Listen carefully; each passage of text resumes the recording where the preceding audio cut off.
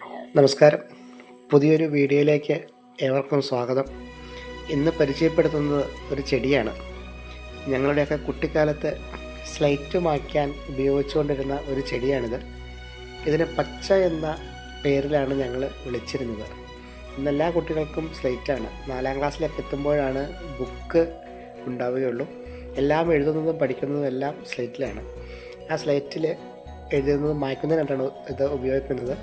അപ്പോൾ ഇതുപോലെ ചെറിയ കഷ്ണങ്ങളാക്കി മുറിക്കുകയും അത് നിക്കറിൻ്റെയോ ഷർട്ടിൻ്റെയോ പോക്കറ്റിലിട്ടുകൊണ്ട് പോവുകയാണ് സ്കൂളിലേക്ക്.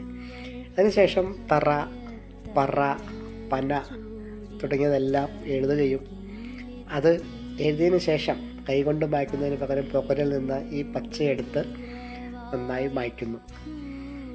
അന്ന് ഇതുപോലെ പ്ലാസ്റ്റിക്കിൻ്റെ സ്ലേറ്റൊന്നുമല്ല, തടിയാണ് അതിൻ്റെ ഫ്രെയിമായിട്ട് ഉപയോഗിക്കുന്നത്.